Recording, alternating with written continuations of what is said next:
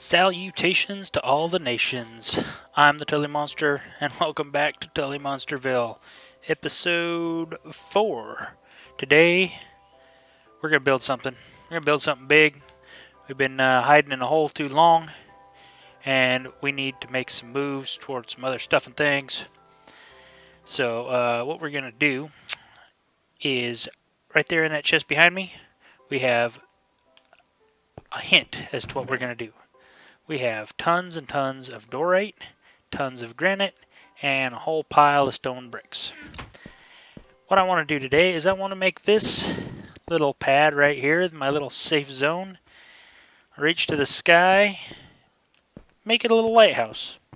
Lighthouse slash mine entrance slash maybe, something else.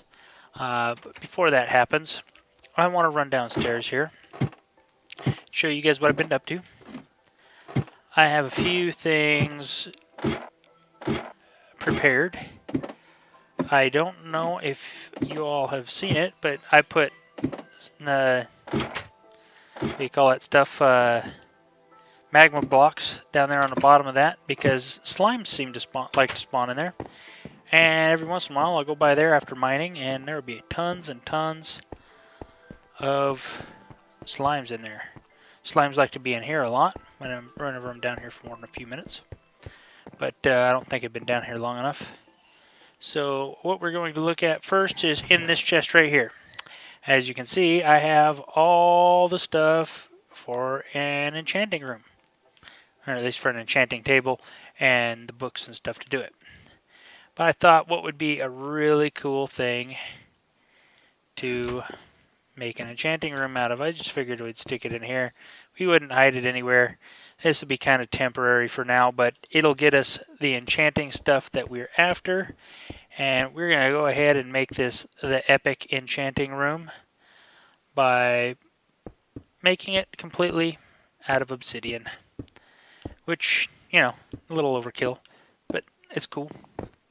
I like obsidian rooms. I have a proper pickaxe to take care of business. It'll be okay. Let's see, I don't want to cover that one yet. Probably shouldn't have put that one in yet. I should probably put my books in before I get too high here. Let's go ahead and get our... that wasn't smart. Luckily we got tiny little bit of life left on our diamond pickaxe. I really want to get some enchanting done because I don't want to... I need to get some fortune on there. I have a whole ton of diamonds just waiting for the picking. The diamond picking. But I really want to get my... You know what? I went in there for something and I didn't get it. There we go. We need the books. We're going to get our books right around the corner. Like so. And what do we have left? We got 4 left. Let's go like that. I like that a lot. Go ahead and do that. And we need a light source up there. Make sure everything stays lit because this is going to be covered. I don't know why I heard somebody say that you got to put the enchanting table over a deal. Let's go ahead and grab that and some of these. And go ahead and make our enchanting table here. Bam. Let's see what we can get directly because I have enough stuff here, enough levels to go ahead and maybe get one minor enchant done. See, I got a full iron pickaxe. Let's go ahead and let's just take a peek at what we would get on our diamond pickaxe. Should it be a thing? Fortune 2. You know what? I am good with Fortune 2 on an iron pickaxe. So let's go ahead and get that. Fortune 2 on breaking 3, efficiency 5. You know, that is a really good start right there. We now have 28 levels, so we don't have a whole pile of stuff to work with. I'm going to go ahead and just put this stuff right back in here. But that efficiency pick will give us lots of good stuff out of these babies right here that I uncovered. Just doing a little branch mining off camera, collecting cobblestone, obviously, for the tons of stone bricks that I have. And I've been smelting them up. I saw that if you dry the kelp, make them into kelp blocks, that you can use those to burn. You can burn 20 blocks with basically 9 kelp. So basically it takes 9 units of burn to get 20 units. So you get a gain of 11. So I harvested a bunch of that. I got a whole bunch cooking over near the other island. But we're going to count these babies out and see what kind of yield we get out of what we have. We got 1, 2, 3, 4, 5. I'm not going to look at them. I'm just going to count them as I mine them. And then we will see what we ended up with. Sounds like my wife is home. So we'll see how this goes when I get done doing the deal here. Kids are in the other room watching Little Man. Watching the new Grinch movie. 5, 6, 7, 8, 9, 10. That's 10 diamonds. Oh, 11 diamonds. I think I have another one down here. 12, 13, 14, 15, 16.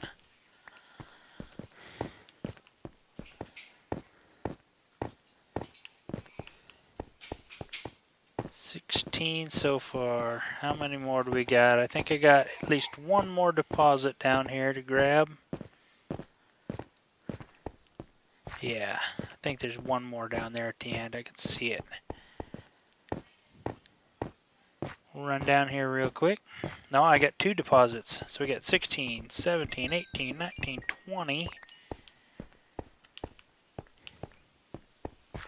22, 23, 24, 25. 25 diamonds I had uncovered. Oh, I guess I didn't have to watch it. We got 42 out of that 25. That, oh man, Fortune 2 is great.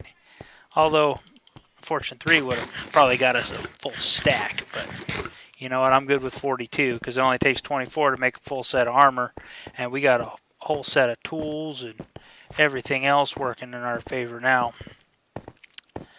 So we just need ourselves a little bit more XP and we'll be in good shape.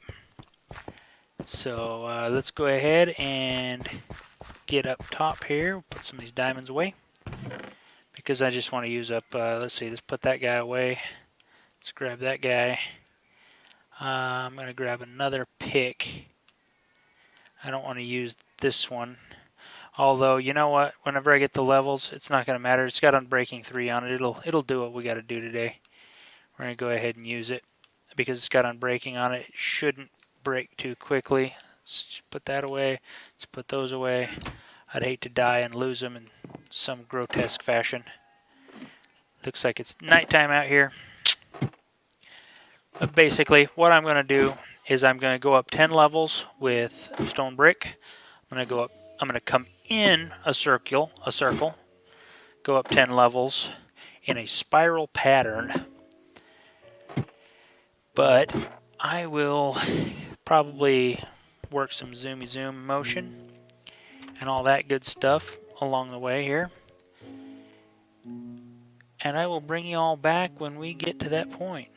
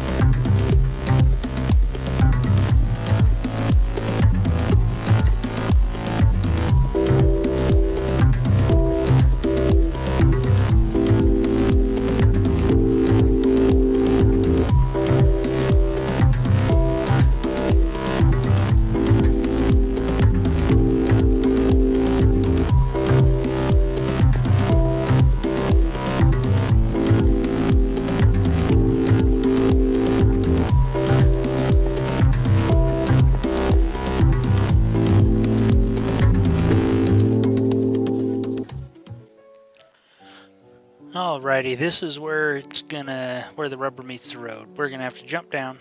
We're gonna have to get our andesite, or not our andesite, our granite and our dorite, and we're gonna have to start this next run. I planned this out one time, and it's really strange the way you have to do it. Let's go ahead and just jump down here. Let's go ahead and jump in our boat. I guess we can hop out of our boat. Just dig a hole in the wall right here so we can get in. Let's go ahead and trade all this out. We're not going to need any more stone for a little while. And we will get equal amounts of these guys here. And we'll have a little bit left over. It'll be alright. We're going to go ahead and change all of this into polished. And all of this into polished, because I like the shiny look. But let's go ahead and get us... Oh, dang it, I didn't need that many of them. Oh well, hopefully I'll use them somewhere else. We'll grab a 64 of those and a 64 of those. Now we got to find our way up here. Let's go ahead. I did grab a couple stacks of dirt so we could scaffold up a little bit. And we will just go ahead and start her right about there. We'll just make ourselves a little stairway up here. And as we go up and down, we'll just stairway around. We don't fall off. Don't do that from too high up. How the heck did that work? Little crouch action. That always helps. Keep us from falling off again. A couple of those guys. One of them dudes. And alright. After doing this one time, I know that I have to do a 4-5 pattern. Let's get one of those and one of those. I'm going to take these guys.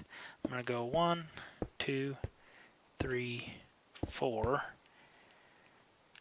And then I want to do that on the opposite side. I really shouldn't have done it like that. Let's see. I'm going to start in this corner. I'm going to start in that corner right there.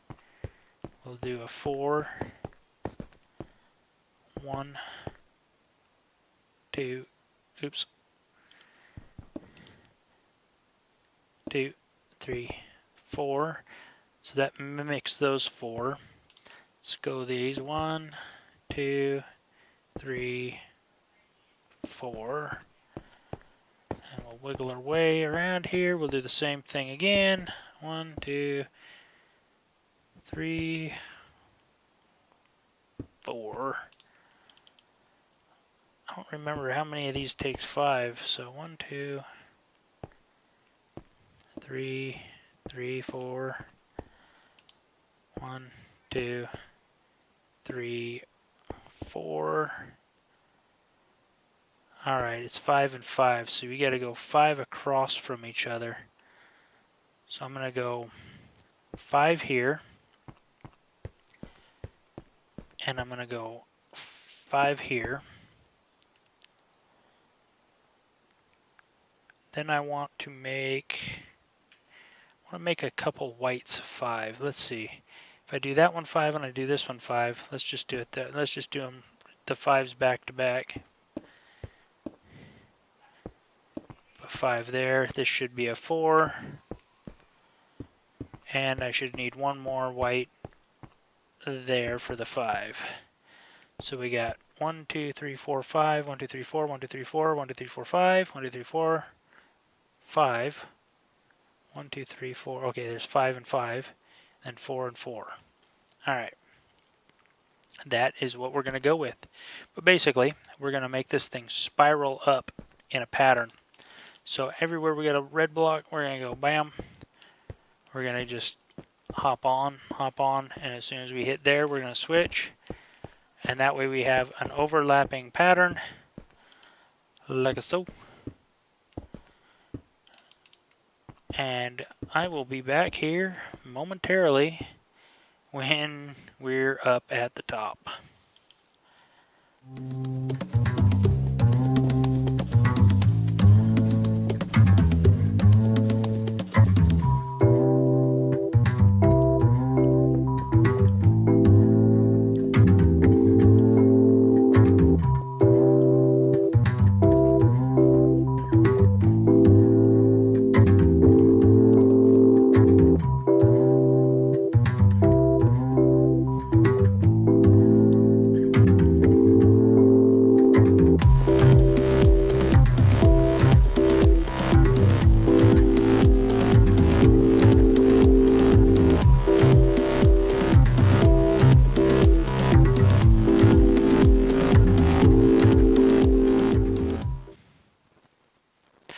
Anyhow, I think you all guys get the idea.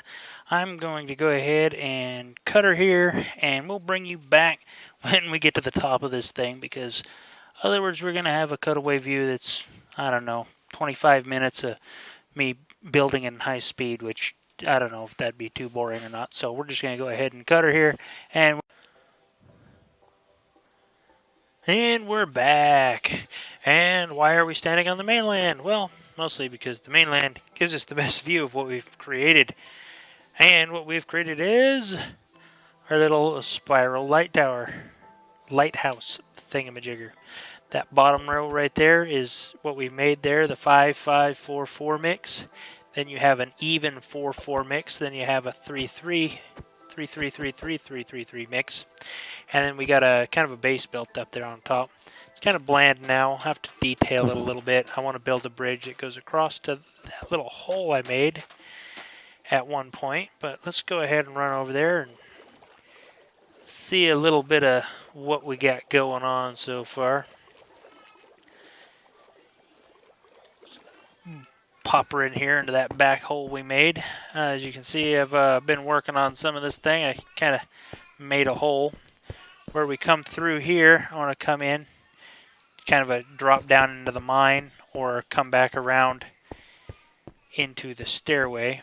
But I mean, we can go all the way, stairway all the way down. I don't know if I'm going to cap this off and make this thing a deal or not. But basically, you just got a spiral staircase all the way up.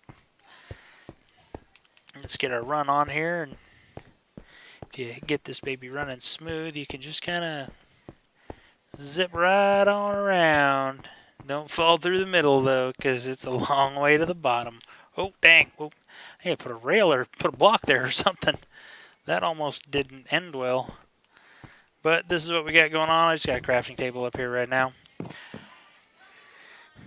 So yeah, that's what I got going on so far.